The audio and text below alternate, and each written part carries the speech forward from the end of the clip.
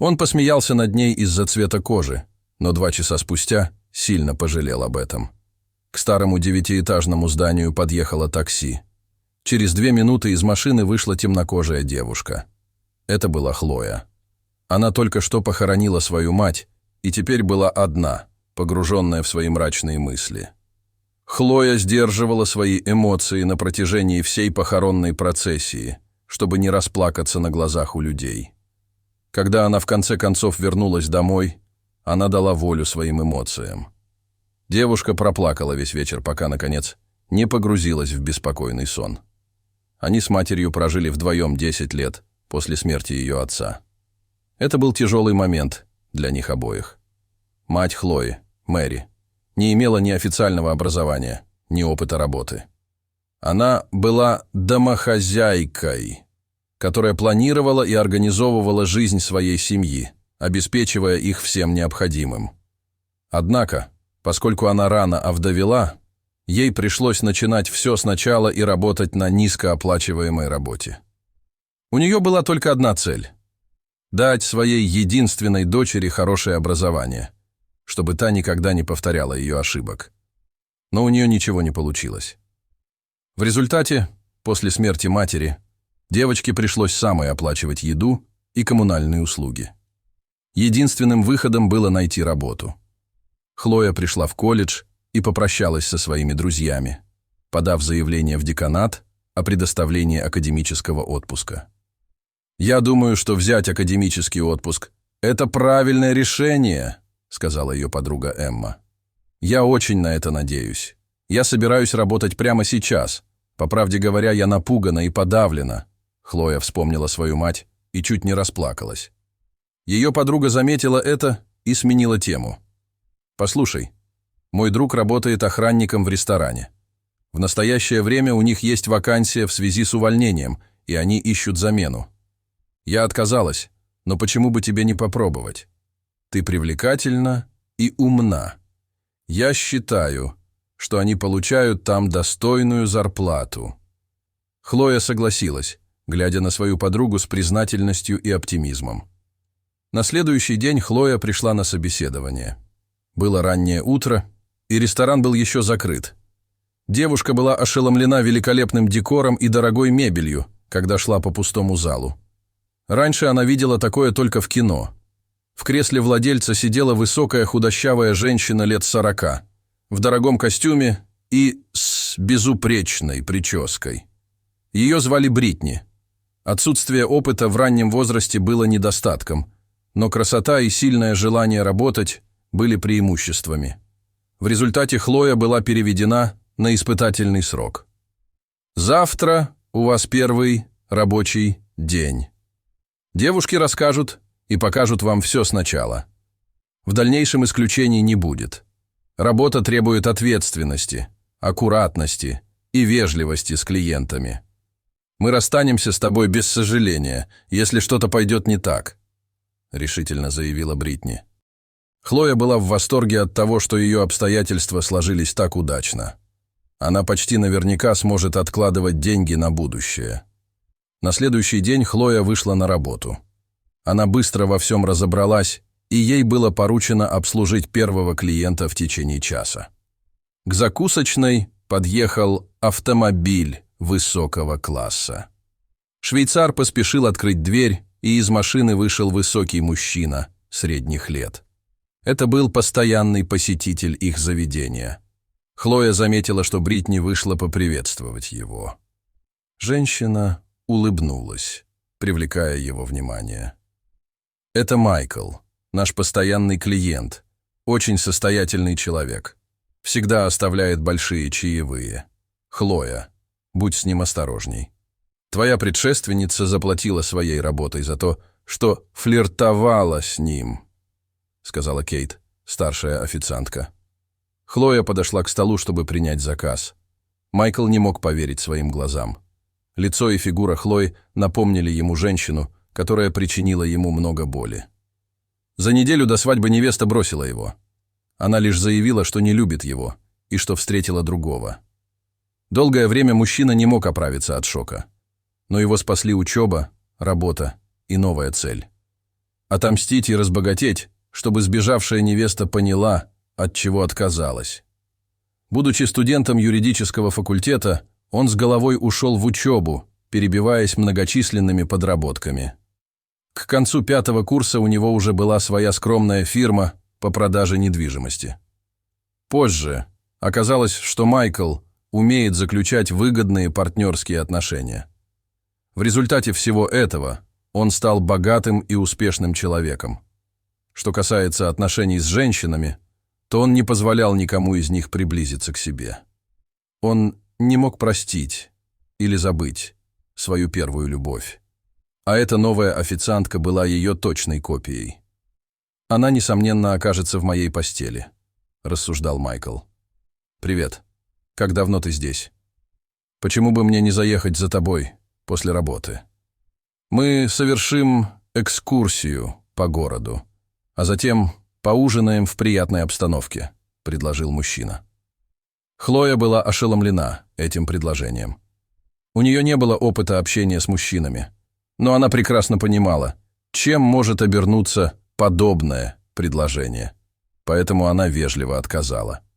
«Меня хорошо знают в этом ресторане. Я попрошу вашего директора выдать тебе приличную премию». Мужчина рассмеялся, нагло глядя Хлое в глаза. «Простите, вы собираетесь что-нибудь заказать?» — спросила официантка.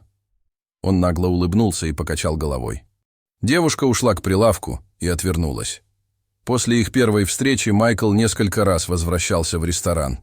Иногда он появлялся в компании длинноногих красоток, иногда один, а иногда с другими парнями в костюмах. Он постоянно предлагал Хлое прогуляться под луной, поехать в отпуск, заглянуть в ювелирный магазин или сразу же навестить его дом. Хлою все это искренне забавляло. Это стало своего рода игрой. Майкл предлагал ей разные варианты в надежде, что в конце концов она согласится. Но Хлоя слушала с улыбкой и продолжала твердить, что ей это неинтересно. Ее коллеги рассказали ей о его ситуации, и она почувствовала к нему жалость. Неизвестно, как бы все обернулось, если бы не вмешалась Бритни. Обычно она была поглощена подобными чувственными ситуациями, а поскольку была влюблена в Майкла, его внимание к официантке раздражало ее. Она поняла, что Хлоя может в какой-то момент согласиться, поэтому Бритни решила избавиться от нее. На следующее утро Хлоя пришла на работу, как обычно. В холле она столкнулась с Бритни.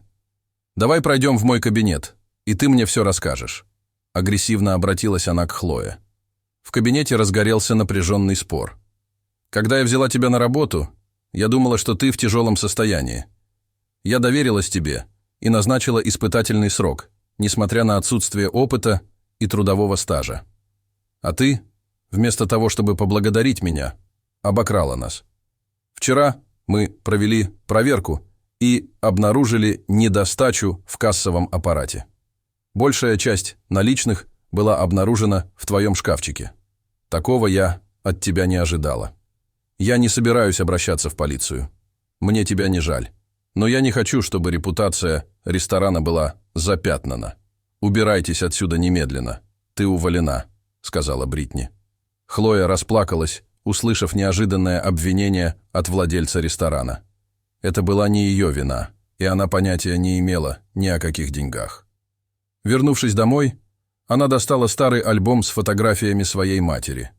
Она отчаянно хотела забыть все, что с ней произошло. Из фотоальбома неожиданно выпал конверт. Хлоя открыла его, достала письмо от матери и начала читать. «Милая доченька, если ты читаешь это письмо, значит, меня уже нет. Извини, что не сказала тебе раньше, но теперь тебе нужно знать правду. Однажды я ушла от своего жениха почти перед самой свадьбой после сильной ссоры. Я понятия не имела, что беременна, пока не встретила Марка, который воспитывал тебя так, словно ты была его собственным ребенком. Он был прекрасным человеком, который любил тебя и меня. Теперь, когда ты стала взрослой, у тебя есть право знать правду о своем биологическом отце. Его зовут Майкл. В нашем городе он известный бизнесмен. Я хотела сказать, что ты не одна в этом мире. Обращайся к своему отцу, когда у тебя возникнут трудности.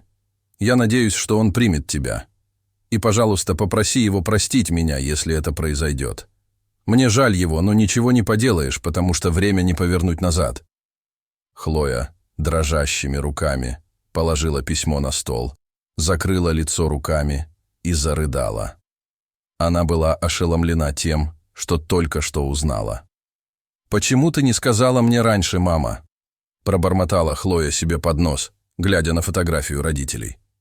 Она не знала, что делать. Она была оскорблена тем, что ее собственный отец столько времени приставал к ней и отпускал шутки по поводу ее темной кожи. Она решила не говорить ему правду, и на следующий день начала искать работу. В течение нескольких дней она ходила на собеседование, но везде ей отказывали. Хлоя заметила знакомый джип у входа, когда возвращалась с очередного собеседования. Майкл вышел из машины, сжимая в руках букет. «Я был в ресторане, и могу сказать, что у тебя серьезные проблемы. Ты поступила неправильно, но я могу тебе помочь», — сказал он и широко улыбнулся. Горло Хлои сжалось от ненависти и боли. «Я ничего не крала», — воскликнула она, а по ее лицу текли слезы. «С моей стороны не было никакого правонарушения. Сначала умерла моя мама. Теперь мой отец хочет купить меня». И она бросилась к двери. Мужчина стоял, потеряв дар речи, закрывая дверь и лихорадочно размышляя. Он поднялся на ее этаж и позвонил в дверь, прождав 10 минут внизу и дав себе и девушке время остыть. «Ты можешь сказать мне, чего ты хочешь?» Из-за закрытой двери доносился рыдающий голос Хлои. «Ты дочь Мэри?» — спросил Майкл. «Да, я ее дочь. Вчера я обнаружила письмо от своей мамы, в котором она рассказала всю правду», — сказала Хлоя и передала ему письмо под дверью. Майкл мгновенно узнал почерк женщины, которую любил и презирал всю свою жизнь. «Мне действительно больно осознавать, что ее больше нет, что я никогда ее больше не увижу», — отметил он, прочитав письмо. «Пожалуйста, прими мои извинения. Хлоя, пожалуйста, не отказывай мне. Да, ты взрослая дочь, которую я не воспитывал, но я гарантирую, что немедленно позабочусь об этом». Хлоя хранила молчание. У нее не хватало слов, и в глубине души она знала, что это ее родной человек, ее отец, и он не был ужасным человеком. Он просто был избит жизнью, и тогда она решила сделать все, что в ее силах, чтобы они стали семьей. Просто это займет некоторое время. Дорогие зрители, а как бы вы поступили на месте Хлои? Помирились бы со своим биологическим отцом? Расскажите, пожалуйста, в комментариях. А если вам понравилось это видео, то ставьте лайк и подписывайтесь на наш канал. До свидания.